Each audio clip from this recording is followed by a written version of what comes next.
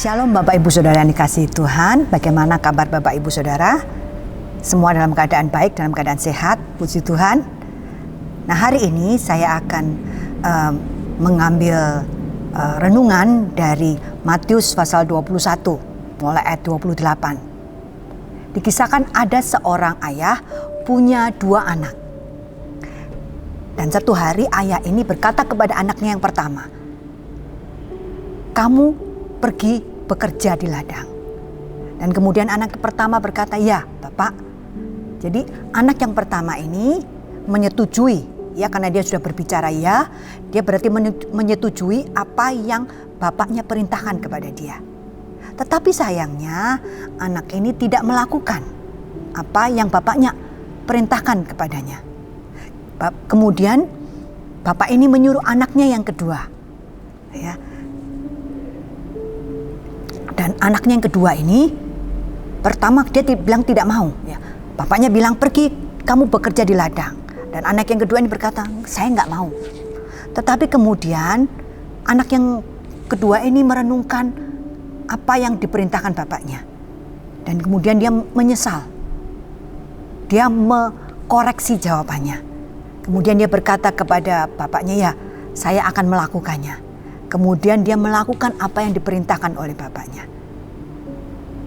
Dan kemudian Tuhan Yesus berkata kepada orang-orang Farisi dan tua-tua Yahudi yang berada di bait suci pada waktu Tuhan Yesus mengajar pada saat itu.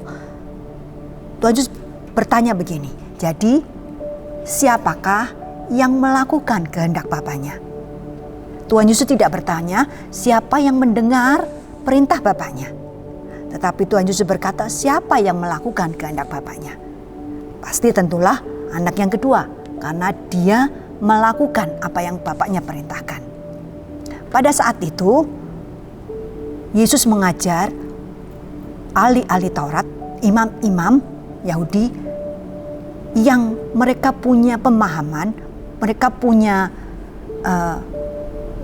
ilmu kerohanian, ilmu tentang Taurat, ilmu tentang hukum-hukum Musa dengan sangat baik. Mereka tahu itu.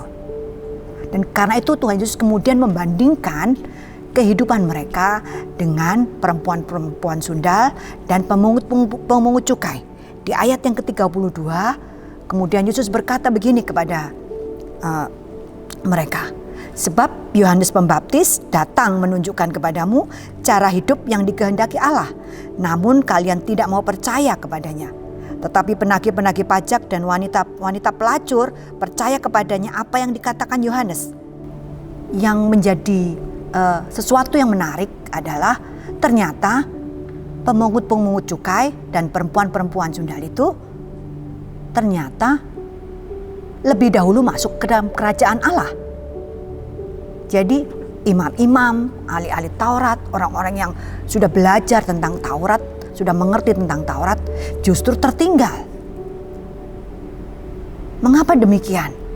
Padahal pemungut-pemungut cukai, wanita-wanita sundal itu dianggap orang-orang yang paling berdosa di antara orang-orang Yahudi. Ya, jadi kalau istilahnya sekarang itu dianggap sampah masyarakat. Ya, orang yang melakukan banyak dosa, banyak hal-hal yang tidak baik. Tetapi mengapa mereka justru lebih dulu masuk ke dalam kerajaan Allah? Di dalam ayat 32 tadi dikatakan bahwa mereka percaya kepada firman Tuhan. Jadi penting sekali untuk melakukan firman Tuhan. Seperti tadi perumpamaan dijelaskan bahwa perempuan-perempuan sundal, pemungut-pemungut cukai justru masuk ke dalam kerajaan Allah terlebih dahulu. Jadi penting sekali tidak hanya mendengar dan tidak hanya belajar tentang hukum-hukumnya Tuhan, tentang firman Tuhan. Tetapi juga penting untuk melakukan firman Tuhan, taat kepada firman Tuhan. Mengapa demikian? Di dalam ayat 32 yang bagian A, "Sebab Yohanes Pembaptis datang dan menunjukkan kepadamu cara hidup yang dikehendaki Allah." Ini saya baca dari terjemahan firman Allah yang hidup. Ya. Menunjukkan kepadamu cara hidup yang dikehendaki Allah. Dan firman Tuhan itu adalah penuntun buat hidup kita. Firman Tuhan itu adalah petunjuk, guidance, untuk kita bisa sampai kepada kerajaan Allah, untuk kita bisa mengenal Allah.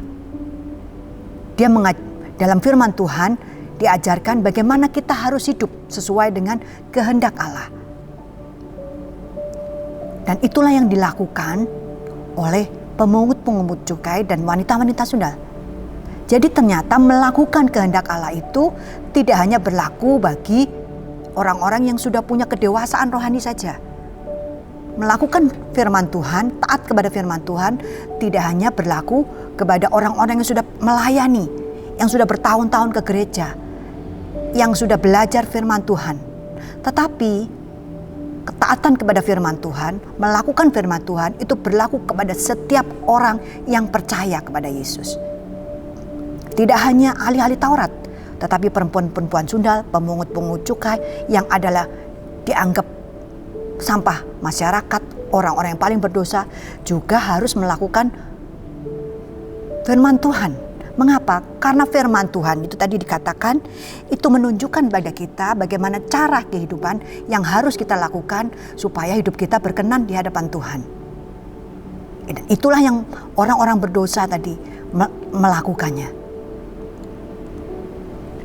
Di dalam Matius pasal 7 ayat 21 dikatakan begini, bukan setiap orang yang berseru kepadaku Tuhan, Tuhan akan masuk ke dalam kerajaan surga, melainkan dia yang melakukan kehendak Bapakku yang di surga.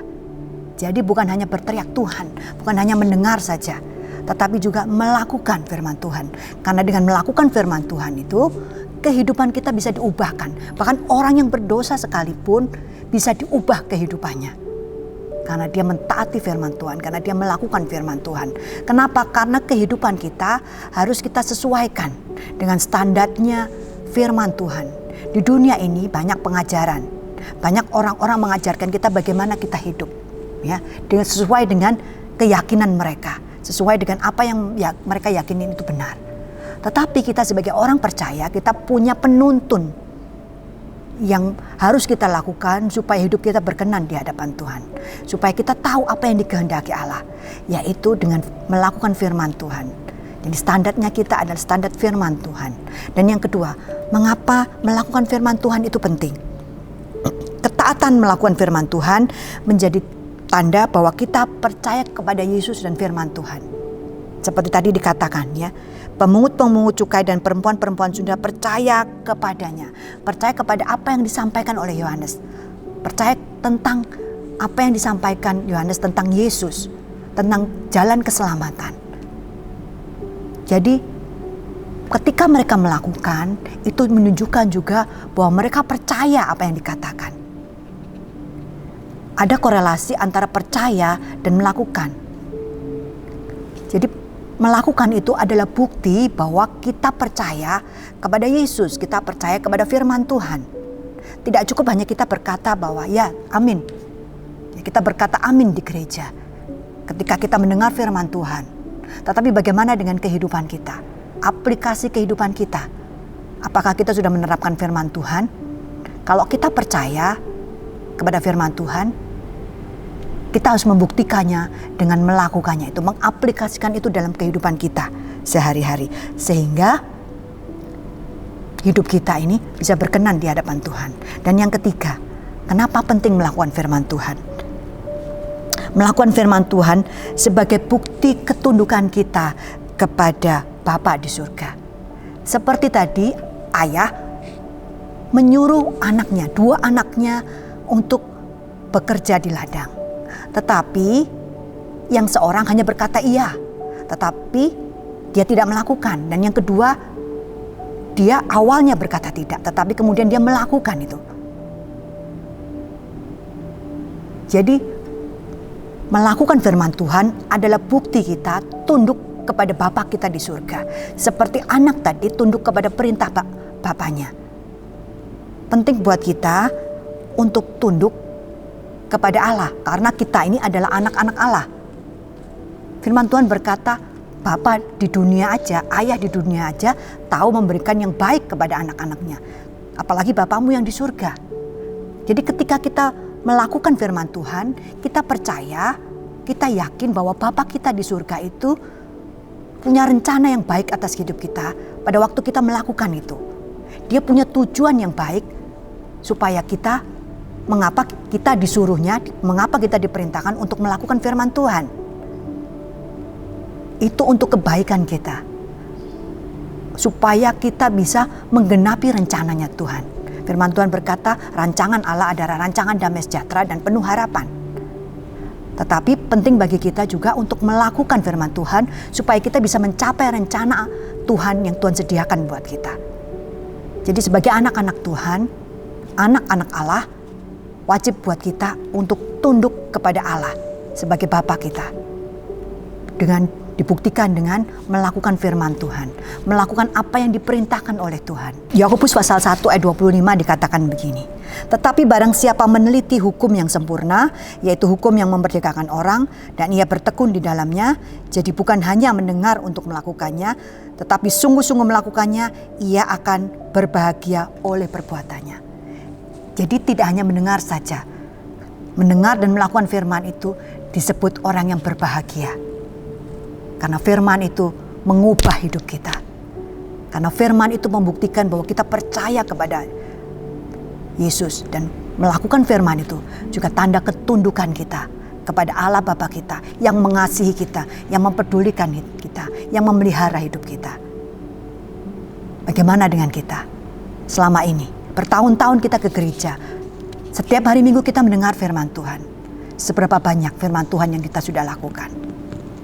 Tetapi firman Tuhan tadi katakan, kita berbahagia kalau kita melakukan firman Tuhan. Tidak cukup hanya mendengar, tetapi mendengar dan melakukan, kita akan menjadi berbahagia dan berkenan di hadapan Tuhan. Karena kita punya cara hidup yang dikehendaki Allah. Tuhan Yesus memberkati.